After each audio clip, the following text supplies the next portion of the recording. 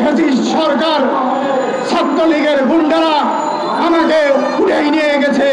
আধা ঘন্টা একটা রুমে বন্ধ করে রেখে বলে দিয়েছেন ফেনীতে আওয়ামী লীগ ছাত্রলীগ ছাড়া সরকার বিরোধী কোনো সংগঠন করতে পারবে না। আপনার এই দুঃসাহস আপনি কোথায় পেয়েছেন?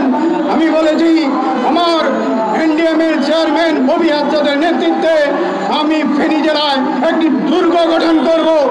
আজকে আমরা স্বাধীনভাবে কথা বলতে পারাটাই আমাদের অধিকার। এই অধিকার নিয়ে এনডিএম ববি আজাদের নেতৃত্বে আমরা সব সময় সোচ্চার ছিলাম।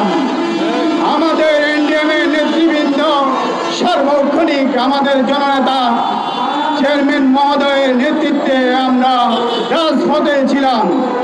আমরা গত 2 বছর আগে আমার ফেনী জেলাতে আমি একটা সমাবেশ করতে চেয়েছিলাম।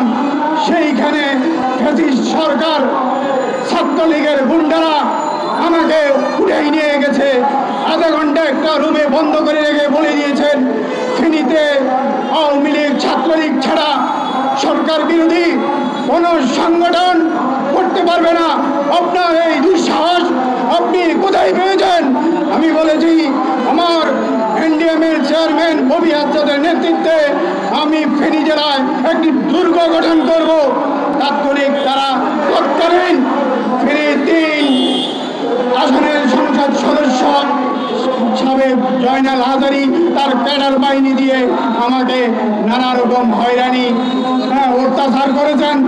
তারপরে আমি 1 ঘন্টার জন্য আমি প্রশাসন তৎকালীন আমার যে ডিসি সাহেব ছিলেন আমি ওনাকে বলেছি আমার ভাইও বিসিএস ক্যাডার, সেই সুবাদে আমাকে আমার নাগরিক অধিকার দিতে হবে।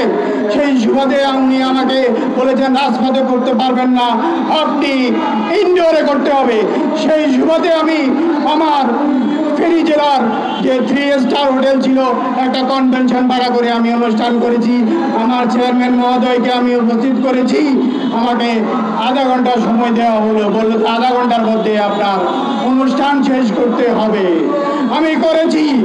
ভবিষ্যতেও আগামীতে ইনশাআল্লাহ ফেনী জেলায় এনডিএমের একটি দুর্গ গঠন করব। ছাত্র আন্দোলন যুব আন্দোলন কমিটি গঠন করে আমরা রাজপথে সোচ্চার থাকবো। আগামীতেও ইনশাআল্লাহ এনডিএম রাজপথে ভূমিকা পালন করবে। এনডিএম এর চেয়ারম্যান মহোদয় নেতৃত্বে আমরা আছি, থাকবো, আমাদের অধিকার নিয়ে কথা বলবো।